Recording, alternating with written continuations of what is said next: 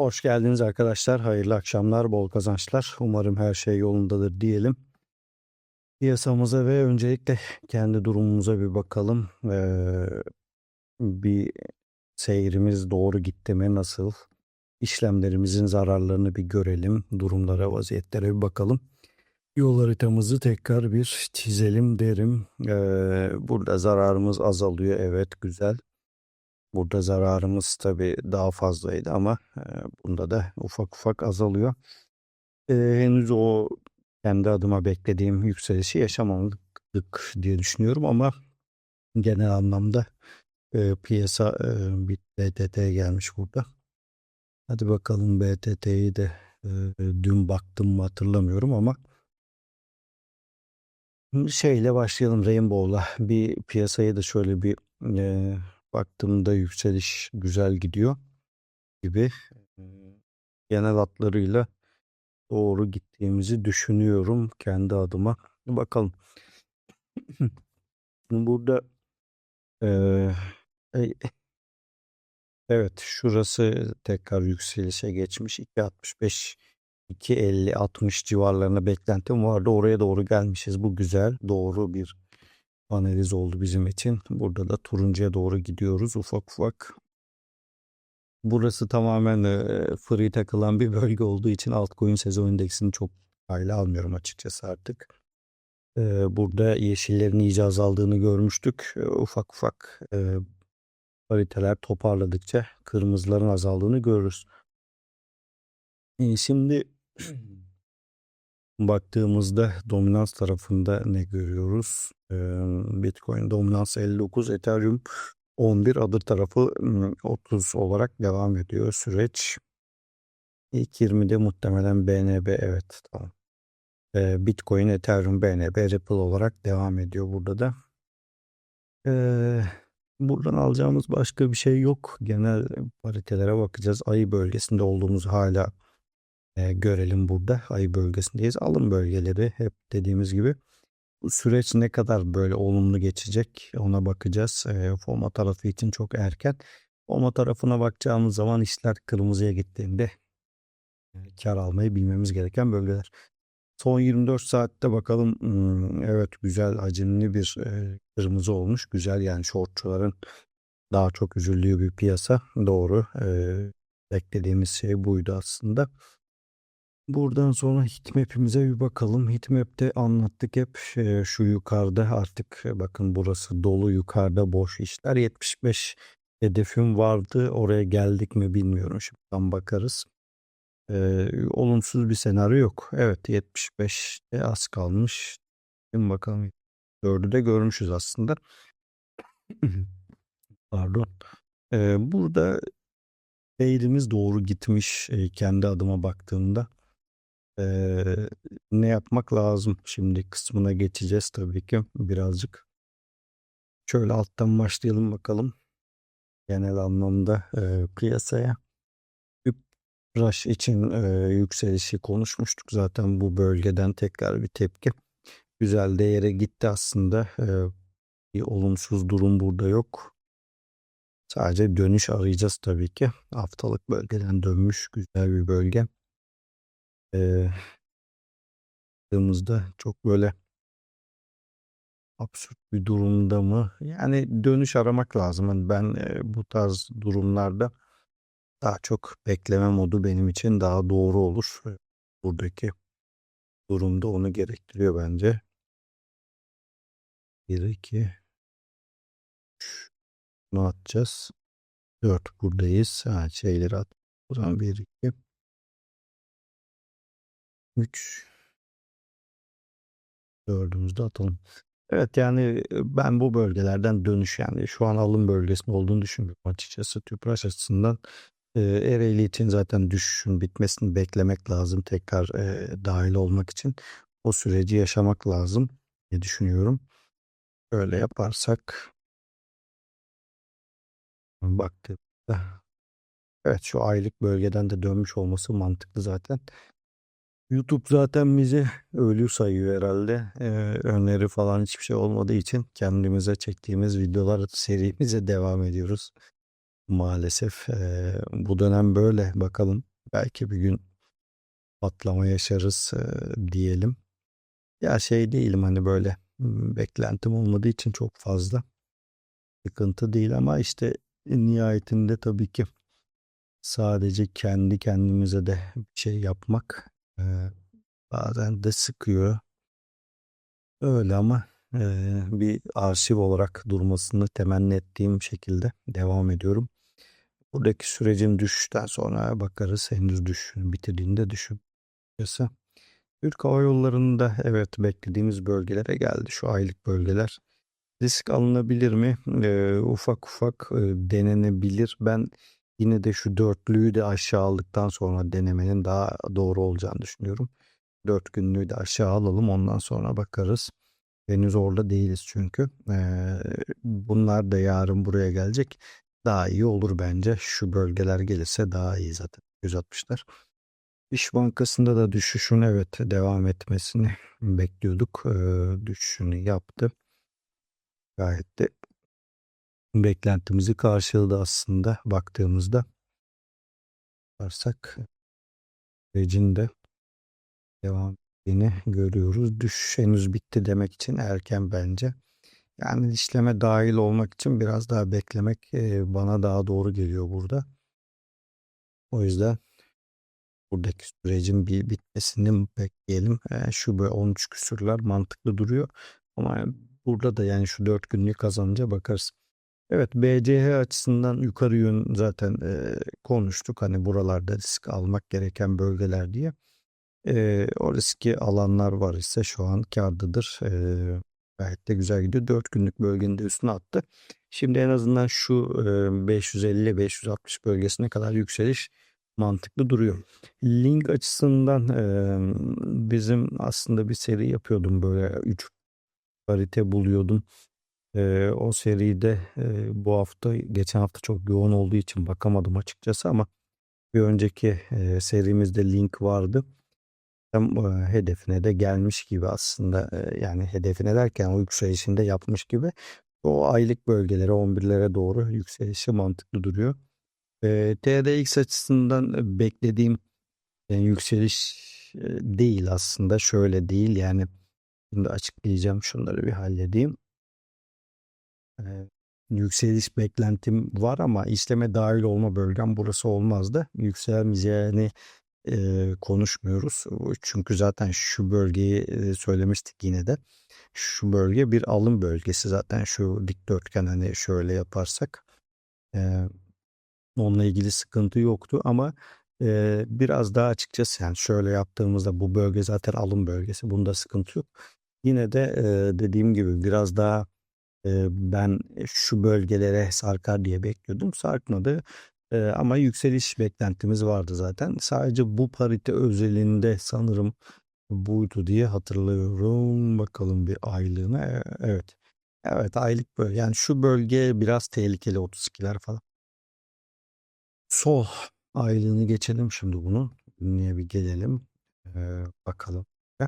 Evet burada da konuştuğumuz senaryo devam ediyor. Aslında bir 10 günlük olan videoları izlersek zaten bizim genel olarak hani devamlı takip eden arkadaşlarımız var. Onlara da konuştuğumuz şeyler hep oluşuyor. Şu an işte onu yaşıyoruz. Güzel gidiyor.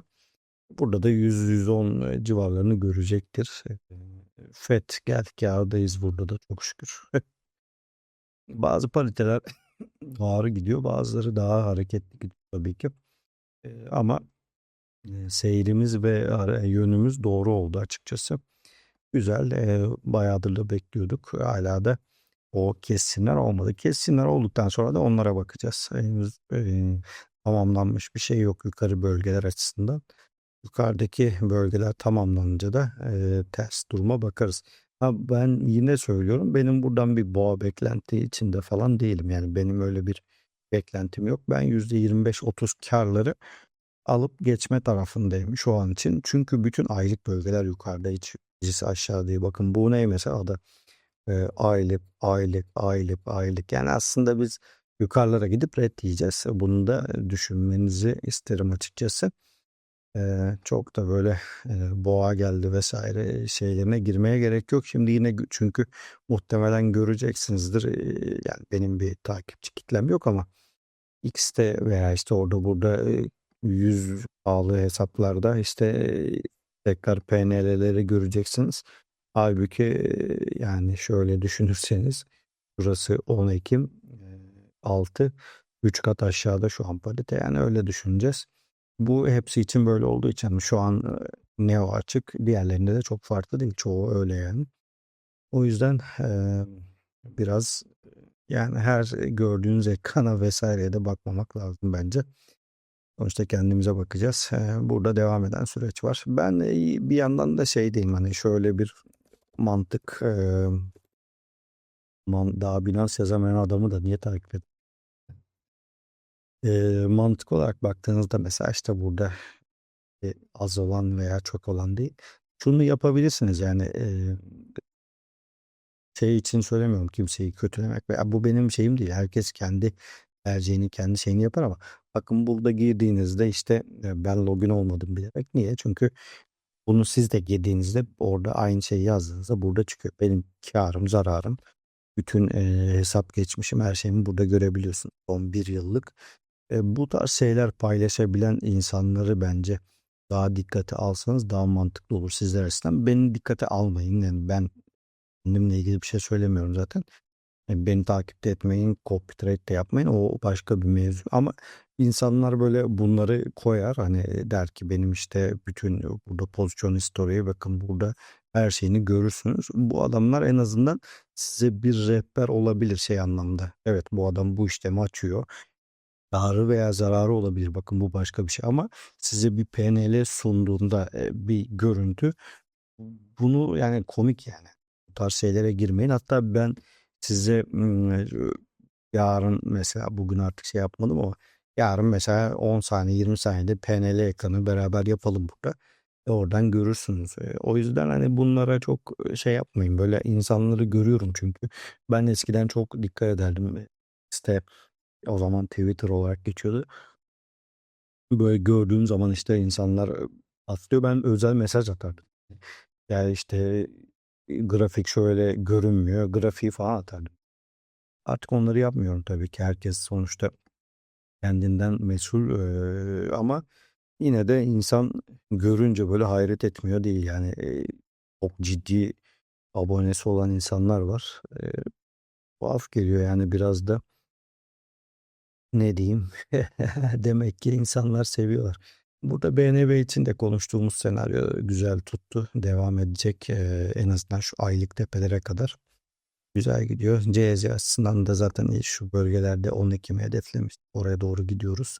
Bakın bizim konuştuğumuz şeyler son 10 günde, 15 günde ne varsa hepsi şu an oluşuyor. Güzel. Dün de demiştik ki yarın yeşil bir gün olur gibi duruyor demiştik. Bir arkadaşımız hatta güçlü falan durmuyor demişti ama değil, gerçekten güçlü duruyordu Bitcoin. Bunu şey mi yapmışlar? Bu animasyon yapmışlar. Güçlü duruyordu çünkü şöyle, benim oradaki güçlü duruyordan kastım şu değil yani, tabii ki 123 binden gelmişsin 60'lara ama biz 60'ta tutunduk yani, şimdi geldiğimizde orayı göstereceğim. Ve bunun üzerine işte Amerika, İran vesaire gibi şeylere rağmen güçlü durdu. Burada Doge tarafında bence şu mum önemli. Buraya kadar gelecektir en azından 11 küsur hedefine. Eee, Yani ben hedef gittiğim için hani öyle bakıyorum piyasaya. Bugün mazot aldım. Tam olur olmaz kısmını bilmiyorum açıkçası ama almam gerekiyordu. Eee 60 küsürdü zaten. Yani anlamıyorum artık. Hani burayı yorumlayabileceğimiz bir senaryoda değiliz bence. İşte hep böyle bir şeyler uyduruluyor. Yok boğaz kapalı bir şey oldu ama zaten burada gidişi konuşuyordu. Yani biz o zaman savaş bile yoktu. Burada normal şu duraksama ve düşüş mantıklı bence. Ethereum için konuştuğumuz senaryoda oluşmuş, çok güzel. Bu hafta bir bütünle konuştuysak olması güzel ve umarım herkes kazançlı olur. Ben bir kazanca geçemedim ve üzgünüm. Copyrighten takip eden arkadaşlar varsa da burada onlar adına da üzgünüm ama yani benim planımdan sapma gibi durumum yok. Bunu hep söylüyorum maalesef. Gerekirse ben bekliyorum. O yüzden diyorum hani benim stratejim herkese uymayabilir. O yüzden etmek, kopyalamak durumunda değilsiniz. Yani yapmayın zaten. Benim bu mantığım size yatıyorsa okey ama onun dışında ben beklerim yani. Burada Ethereum tarafında şu 10 Ekim'e kadar ben çıkışı beklerim. Sadece şu ilk etapta açıkçası şu aylık bölgeler bir görmek lazım. Oraya gelecektir ama sonrasını görmek lazım. Ripple'da bir hafta önce Ethereum ve Ripple'ı 3 paritenin içine almıştık. Bir hafta önceki yabancı videoda. Aslında orada bir sunum gibi bir şey yapıyorum. Ona devam etmek istiyorum ama gerçekten bu YouTube işlerinin inanılmaz zaman aldığını da inkar etmemek lazım. E, Çok zor süreçler aslında. Basit gibi geliyor ama değil yani. Burada Ripple tarafında da yükseliş şu en azından 1.6 şu haftalık aylık bölge. Zaten şurası görülecektir de asıl şurada bir ret yeme şansı olabilir. Orayı aşarsa güzel gider. SC için de konuşmuştuk ve hatta ben SC'de bir alt kademe inerse çok yüklü alım yapacağımı da söyledim ama gelmedi oraya. Zaten şuradaki yapı net bir toparlanma yapısı yani benim adıma. Yani benim beklentim yine söylüyorum bir x'li rakamlar değil. Sadece benim beklentim açıkçası %25-30'lu karlar üzerine. Burada maalesef ki dediğim gibi şu 85 çok uzak bir hedef olarak hala duruyor. Gerçekçi olmak lazım. Sadece şöyle baktığımda şimdi muhtemelen yine 4 evet. Yani şu bölgeyi bir aşmak lazım ki işler olumluya dönsün. Bugün belki akşam gece 3 gibi 2 gibi bu işlemden çıkabilir diye tahmin ediyorum. En azından 78'e kadar ama em, yani çok büyük olasılık ekran başında olamayacağım için uzatabileceğim bir pozisyon olmaz diye tahmin ediyorum sadece. Yine de bakacağız eğer ki nasip ekran başında olur ve 75'ler civarlarında görürsem orada bir toplama kâra koyup devam ettirebilirim. Evet, Bitcoin açısından bakın güçten bahsettiğim şey şuydu. Biz şu bölgede aslında gerçekten sağlam durduk. Güç dediğim buydu. Buranın altına sarkmadık aslında baktığınızda ve burası önemli. Benim için önemli tabii ki. Şu bölge yani 64-65 gerçekten çalışan bir bölge. Burada şu 59-60 civarını da Eee, bu düşüş serisine dip aldık. Niye? Çünkü biz bunun altına sarkar isek dedik ki 48'e gitmemiz çok büyük olasılık. Çünkü aylık bölgeyi bilmiyorduk daha ve aylık olarak bugün dördüncü gün en dip seviyemiz 60 nokta işte şu bölge 59-800 küsürler. Oralarda bitti ama şu an bitti yani bilmiyoruz daha hala net bir e, seviyemiz yok çünkü bakın bütün aylıklar daha yukarıda hepsi. Yani bize bir desteğe gelen sadece yani o 58 küsur işte neyse orası var yani onun dışında bir desteğimiz yok. Ha ben ta ki e, şu 5 Şubat'tan beri neredeyse işte bir ay hani Şubat'ın eksik olduğunu kayda almayalım. Neredeyse bir aydır 75 bölgesinin olması gerektiğini savunuyorum ve